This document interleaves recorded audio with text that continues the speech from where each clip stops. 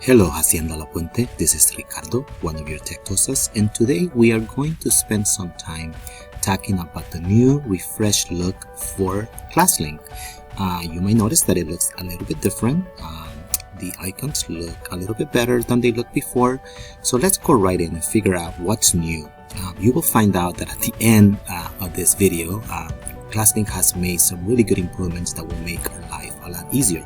So the first one that I want to talk about is that now, if you go to any icon and you actually hold it for a while, you will notice that you can move it around, okay, without having to go to edit mode. Okay, that's the first thing you should know. Also, you will notice that if I right click on it, I have the same option that I had before, set auto launch, which means that when you log into ClassLink, the application automatically opens for you. But now you have something called add to favorites, and notice what's gonna happen. I know a lot of times we do have kind of a problem trying to figure out where the apps are because we weren't able to move them around, but now we can. But if you wanted to use the add favorites, if I click on it, you will see that Sora is now down here for me to access. So you can have a set of apps that you always use right on the bottom as your favorites. Okay, so that's kind of a great tool. I can remove it from my favorites too. Going to the right click too, again, I can add to folders. So if I have different folders that I created, I can add an app to a folder. So if you notice, I have a folder with all of my games that I use. I have quizzes, Kahoot, and Quizlet all in one folder, and you also have the ability to create folders now. Okay, the next one that I want to tell you, and this is probably one of my favorite improvements that it added. You can add tags. Okay, so I added tags for technology, apps, for ELA, for science, and for math. So you're gonna notice that if I go in here and I tell ClassLink to just show my ELA apps, that is all I'm going to see. Okay, if I go up here and I tell it that I just want to see my math apps, you will see that that's all I see. So kind of a great addition to be able to narrow down what you're trying to find. Okay, let's keep going with the right click. So we had tags, right? You can sort the apps now by name or by type. You also, instead of having to go to settings, can add an app from here.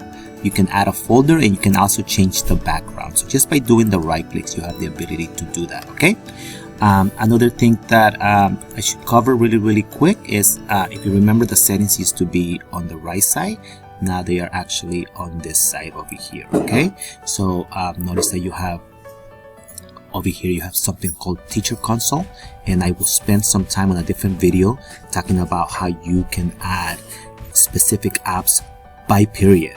Such a great tool, and the kids that have the apps assigned to that particular period will be the only ones that see this. Okay, you also have my files here. This is how you tie up your ClassLink to your Google Drive, and also to your OneDrive. So if you click on my files, you'll be able to see that you can actually connect your Google Drive and your OneDrive to ClassLink. This is key, especially for our students, because so many of our students are sharing a device, especially in the high schools by period, that you do not have the ability to use Google file stream. So by doing it through ClassLinks, your students will be able to have access to their Google Drive and their OneDrive in one place. So that's kind of a workaround. You have analytics, very important. You can see if a student in your class is going to the particular app you're asking them to go to. So maybe you're using McGraw-Hill and StudySync, and you want to make sure that the kids are actually going to it. You can actually see it here. And then you have the option for notes and also documents for support. Okay, over here you do have the edit mode, but you really don't need it anymore. You can move things just by holding it down. But over here, again, you can change the theme of your ClassLink. I have default, I have primary, which looks a little bit different if you notice. Okay, so it's a little bit different. And I also have, when you do that though, it switches everything around. Okay, and you have the professional look, and I'll show you what that looks like really quick. Okay, and some people like this one a lot because everything is right there. I am going to go back to the original one because that's the one that I really like. So I'm going to go back to themes, and I'm going to go to my default. But it is completely up to you how you customize your ClassLink. You can make the app sizes bigger or smaller if you want to. So if you want to be able to see them in a bigger look, you can do that. Notice how big they got right here. Or I can just have them as default, which is what I have right now. You can change the font. Okay, so I can do a text shadow if I wanted to, or I can switch it around and just text background. Okay, and I actually like the text shadow, so I'm going to keep it like that. You can go to the palette and you can change the color too. I do like my blue up here, so I'm not going to change it. And you can change the custom wallpaper. So ClassLink has added a number of different wallpapers now that you can use. If you do like the one that you have already, I suggest you keep it, because if you change it, you will not be able to go back to it. So you can pick a new one, and then from there you can switch to any of the ones that are available. But if you have one that you like from the prior version, you will not be able to get it back if you switch it. Okay, anything else? Oh yes, down here you will notice you have access to Teacher Console. I will cover this on a different video because I don't have classes or students, so I won't be able to show you how it works. But basically, if you have apps that you only use maybe for first period, you can actually throw them in the Teacher Console in the first period class, and only the students in your first period using the backpack feature, which is up here somewhere. I just saw it a second ago. Show you what the kids will have something called My Backpack, and they'll be able to see those apps right there.